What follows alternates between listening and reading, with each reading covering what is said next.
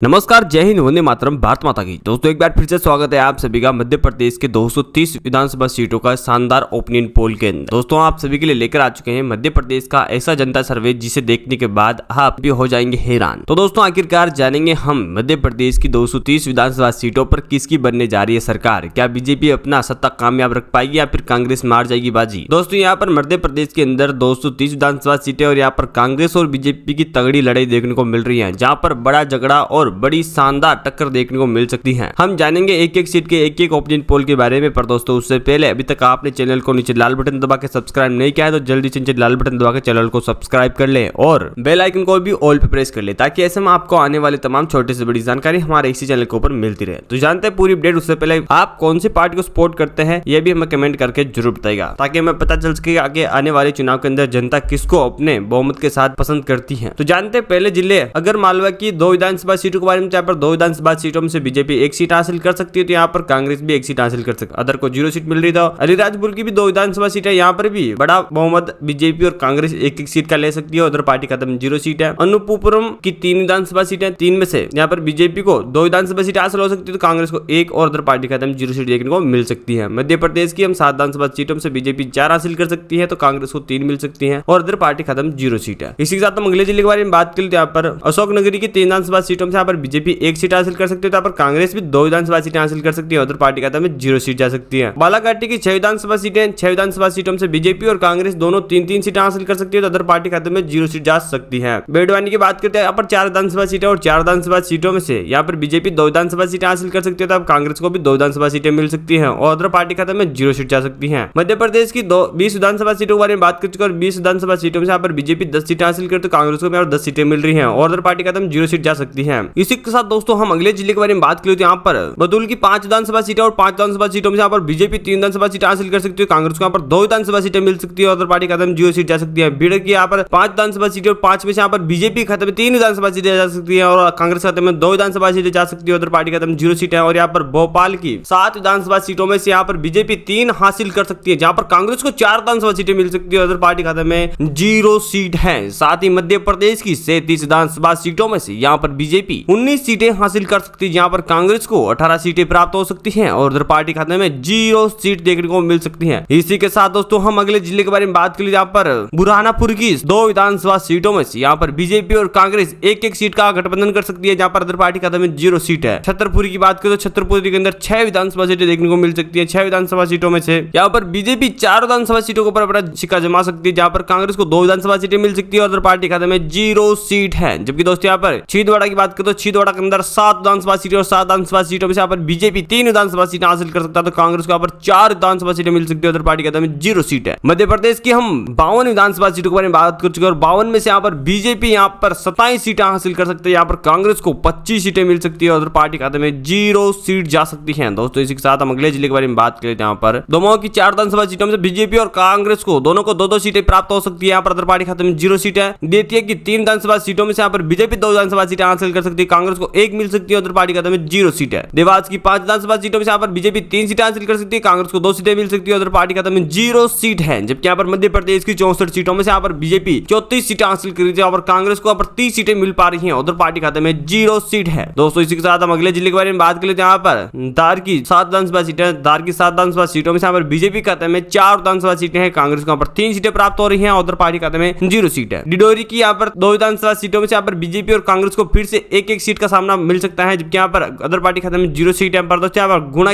की 4 विधानसभा सीटों में से यहाँ पर बीजेपी 1 सीट हासिल कर सकती है, तो कांग्रेस को 3 विधानसभा सीटें हासिल हो सकती है और उधर पार्टी खाते में 0 सीट है। मध्य प्रदेश की हम 77 सीटों के बारे में बात कर चुके हैं, यहाँ पर बीजेपी खाता में 40 सीटें, जहां पर कांग्रेस 37 सीटें हासिल कर सकती है, उधर पार्टी खाता में 0 सीट है। इसी के साथ दोस्तों हम अगले जिले के बारे में बात कर लेते हैं, यहाँ पर ग्वालियर की 6 विधानसभा सीटों में यहाँ पर बीजेपी और कांग्रेस 3-3 सीटों का संपूर्ण बहुमत हासिल कर सकती है, यहाँ पर उधर पार्टी खाता में 0 सीट है। हरदा की 2 विधानसभा सीटों में से यहाँ पर बीजेपी और कांग्रेस फिर से 1-1 सीट हासिल कर सकती है, जहां पर उधर पार्टी खाता में 0 सीट है। होशंगाबाद की 4 विधानसभा सीटें और 4 विधानसभा सीटों में यहाँ पर बीजेपी 2 हासिल करेगी, तो कांग्रेस भी 2 सीटें हासिल कर सकती है, उधर पार्टी खाता में 0 सीट है। मध्य प्रदेश की यहाँ पर 89 सीटों के बारे में बात कर चुके हैं, यहाँ पर बीजेपी खाते में 46 सीटें हैं, जहां पर कांग्रेस को 43 सीटें मिल रही है, उधर पार्टी खाते में 0 सीट है। इसी के साथ दोस्तों हम अगले जिले के बारे में बात करें, यहाँ पर इधर की 9 विधानसभा सीटें यानी 9 विधानसभा सीटें में से यहाँ पर बीजेपी खाते में 5 विधानसभा सीटें जा सकती है, कांग्रेस को यहाँ पर 4 सीटें मिल सकती है और उधर पार्टी खाते में 0 सीट है। जबलपुर की यहाँ पर 8 विधानसभा सीटें देखने को मिलती है जहाँ पर 8 विधानसभा सीटों में से यहाँ पर बीजेपी 3 विधानसभा सीटें हासिल कर सकती है, जहाँ पर कांग्रेस को 5 सीटें मिल सकती है और अदर पार्टी खाते में यहाँ पर 0 सीट जा सकती है। झाबुआ की बात करें, झाबुआ के अंदर 3 विधानसभा सीटों यहाँ पर बीजेपी खाते में 1 सीट जा सकती है, तो कांग्रेस खाते में 2 विधानसभा सीटें और अदर पार्टी खाते में 0 सीट है। मध्य प्रदेश की 109 सीटों में यहाँ पर बीजेपी 55 सीटें हासिल कर सकती है, तो कांग्रेस को यहाँ पर 54 सीटें हासिल हो सकती है, जबकि इधर पार्टी खाते में 0 सीट है। दोस्तों इसी के साथ हम अगले जिले के बारे में बात करें, यहाँ पर कटनी की 4 विधानसभा सीटों में यहाँ पर बीजेपी 2 सीटें हासिल कर सकती है, कांग्रेस को भी यहाँ पर 2 सीटें हासिल हो सकती है, उधर पार्टी खत्म 0 सीट है। खेड़वा की 4 विधानसभा सीटों में यहाँ पर बीजेपी 1 हासिल कर सकती है, यहाँ पर कांग्रेस को 3 विधानसभा सीटें हासिल हो सकती है, उधर पार्टी खत्म 0 सीट है। खैरगोन की यहाँ पर 6 विधानसभा सीटों में यहाँ पर बीजेपी और कांग्रेस 3-3 सीटों का संपूर्ण बहुमत हासिल कर सकता है, उधर पार्टी खाते में 0 सीट है। मध्य प्रदेश की हम 123 सीटों के बारे में बात कर चुके हैं, 123 सीटों में यहाँ पर बीजेपी खाते में 61 सीटें हैं, जहाँ पर कांग्रेस को 62 सीटें मिल सकती है, उधर पार्टी खाते में संपूर्ण बहुमत के साथ 0 सीट है। इसी के साथ हम अगले जिले के बारे में बात करें, यहाँ पर मेंढला की 3 विधानसभा सीटों में यहाँ पर बीजेपी को 0 सीट मिलेगी, तो यहाँ पर कांग्रेस 3 सीटें हासिल कर सकती है और अदर पार्टी खाते में 0 सीट है। मंदसौर के अंदर 4 विधानसभा सीटें, 4 विधानसभा सीटों में यहाँ पर बीजेपी 1 सीट हासिल कर सकती है, जहाँ पर कांग्रेस को 3 विधानसभा सीटें हासिल हो सकती है, उधर पार्टी खाते में 0 सीट है। मुरैना की 6 विधानसभा सीटों में यहाँ पर बीजेपी खाते में 3 सीटें जा सकती है, जहाँ पर कांग्रेस को भी 3 विधानसभा सीटें मिल सकती है, उधर पार्टी खाते में 0 सीट है।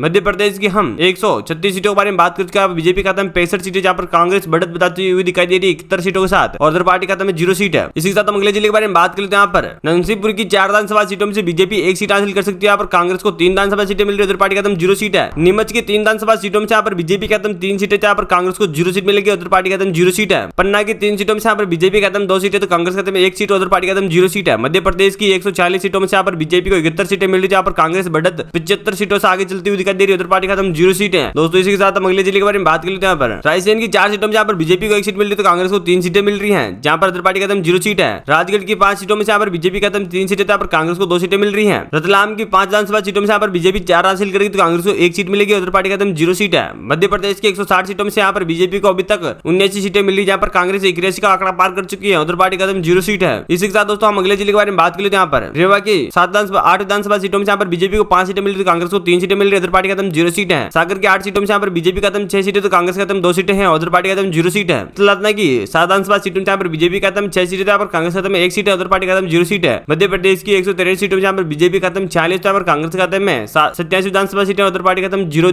सीट है। इसी के साथ दोस्तों हम अगले जिले के बारे में बात कर लेते हैं, यहाँ पर सीहोर की 4 सीटों में यहाँ पर बीजेपी खाते में 2 सीटें, तो कांग्रेस खाते में 2 सीटें हैं, उधर पार्टी खाते में 0 सीट है। जिला सिवनी के यहाँ पर 4 सीटों में यहाँ पर बीजेपी खाते में 3 सीटें, यहाँ पर कांग्रेस खाते में 1 सीट है, उधर पार्टी खाते में 0 सीट है। शाहदोली की 3 सीटों में यहाँ पर 3 की 3 सीटें बीजेपी हासिल कर सकती है, और कांग्रेस खाते में 0, उधर पार्टी खाते में 0 सीट है। पर दोस्तों यहाँ पर मध्य प्रदेश की 194 सीटों में यहाँ पर बीजेपी खाते में 104 सीटें हैं, कांग्रेस खाते में 90, तो उधर पार्टी खाते में 0 सीट है। दोस्तों इसी के साथ हम अगले जिले के बारे में बात कर लेते हैं, यहाँ पर शाजापुर की 3 सीटों में यहाँ पर बीजेपी को 1 मिलेगी, तो कांग्रेस को 2 सीटें मिलेगी, उधर पार्टी खाते में 0 सीट है। जहाँ पर शिवपुरी की 2 सीटों में यहाँ पर बीजेपी और कांग्रेस को 1 सीट मिल सकती है, उधर पार्टी खाते में 0 सीट है। पर दोस्तों यहाँ पर शिवपुरी की यहाँ पर 5 विधानसभा सीटों में यहाँ पर बीजेपी खाते में 5 सीटें जा सकती हैं, उधर पार्टी खाते में 0 सीट है। मध्य प्रदेश की यहाँ पर 204 सीटों के बारे में बात कर चुके हैं, और 204 में यहाँ पर बीजेपी 111 सीटें हासिल कर रही है, यहाँ पर कांग्रेस को 93 सीटें मिली, उधर पार्टी खाते में 0 सीट है। दोस्तों इसी के साथ हम अगले जिले के बारे में बात कर लेते हैं, यहाँ पर सिद्दी की यहाँ पर 4 सीटों में यहाँ पर बीजेपी खाते में 3 सीटें, यहाँ पर कांग्रेस को 1 सीट मिल सकती है, उधर पार्टी खाते में 0 सीट है। सिंगरौली के यहाँ पर 3 विधानसभा सीटें और 3 विधानसभा सीटों में यहाँ पर बीजेपी खाते में 2 विधानसभा सीटें, तो कांग्रेस को 1 सीट मिल सकती है, उधर पार्टी खाते में 0 सीट है। टीकमगढ़ के यहाँ पर 5 सीटों में यहाँ पर बीजेपी खाते में 3 सीटें, यहाँ पर कांग्रेस खाते में 2 सीटें हैं, उधर पार्टी खाते में 0 सीट है। मध्य प्रदेश की 216 सीटों में से यहाँ पर बीजेपी 119 सीटें हासिल कर रही है, जबकि कांग्रेस को यहाँ पर 97 सीटें मिल रही है, उधर पार्टी खाते में 0 सीट है। इसी के साथ दोस्तों हम अगले जिले के बारे में बात कर लेते हैं, यहाँ पर उज्जैन की 7 सीटों में से यहाँ पर बीजेपी खाते में 5 सीटें, कांग्रेस खाते में 2 सीटें, उधर पार्टी खाते में 0 सीट है। उमरिया की 2 सीटों में यहाँ पर बीजेपी खाते में 0, तो कांग्रेस खाते में 2 की 2 सीटें जा सकती है, उधर पार्टी खाते में 0 सीट है। विदिशा की 5 सीटों में यहाँ पर बीजेपी को 4 सीटें मिल रही है, कांग्रेस को 1 सीट मिल रही है, उधर पार्टी खाते में 0 सीट है। मध्य प्रदेश की 230 सीटों के बारे में बात कर चुके हैं, और 230 में से यहाँ पर बीजेपी खाते में 128 सीटें हैं, जबकि कांग्रेस खाते में 102 सीटें जा सकती है, उधर पार्टी खाते में 0 सीट है। जीत का दावा यहाँ पर बीजेपी 128 सीटों से तय कर सकती है, पर कांग्रेस यहाँ से ज्यादा पीछे नहीं है, 102 सीटों पर मौजूद है, जहाँ की यहाँ पर बीजेपी 26 सीटों की जीत का दावा तय कर रही है। यानी दोस्तों 230 सीटों में यहाँ पर अभी तो